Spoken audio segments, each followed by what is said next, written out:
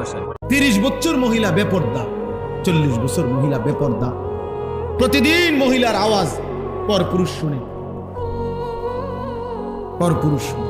একবার জীবনে নবীর স্ত্রীরা 9 জনে নবীজির কাছে বলছে, আমাদের খাদ্য খাবারের একটু কষ্ট হয়, আপনি যে অতিরিক্ত যুদ্ধের যে সম্পদ পান সেখান থেকে আমগো বরাদ্দ মাঝে মধ্যে গনিমতের মাল পাইলে একটু বাড়াইয়া দিলে হয় না। এই কথাটা একবার জীবনে বলছি। রাসূলুল্লাহ সাল্লাল্লাহু আলাইহি ওয়াসাল্লামের স্ত্রীরা 9 জন, আল্লাহর নবী সাল্লাল্লাহু আলাইহি ওয়াসাল্লাম সেদিন এশার নামাজ পড়ে আর ঘরে যায় নাই। মনটা কষ্ট পাইছে, হায় আমার বিবিরা দুনিয়া চাইলো, আমার ঘরে থাইকা আমার বিবি হইয়া ওরা দুনিয়া চাইলো। তো মন খারাপ করে যখন তিনি মসজিদে বসে আছেন, এশার নামাজের উপরে ঘরে যাচ্ছে না হুজরায়, তো আল্লাহ তাআলা বলছে, বন্ধু, ইয়া আইয়ুহান নাবিয়্যু কুল লিআজওয়াজিকা ইন কুনতুন্না তুরিদনাল হায়াতাদ দুনিয়া ওয়া যিনাতাহা ফাতাআলাইনা উমাত্তিউকুন্না ওয়া উসাররিহুকুন্না সারাহান জামিলা। আপনি যান, ঘরে যান, মন খারাপ করেন না।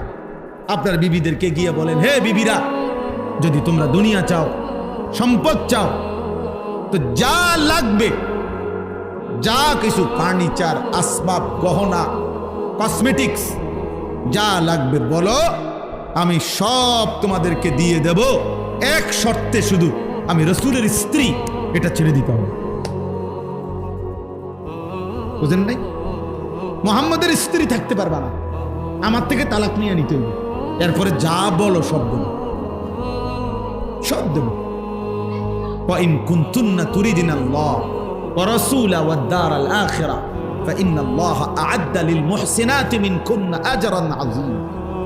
আর যদি আল্লাহকে চাও, রাসূলকে চাও, আখিরাতকে চাও, তো এখন নিয়মিত নেক আমল করতে হবে, মুহসিনাত হইতে হবে, মানে নেককার নারী হইতে হবে।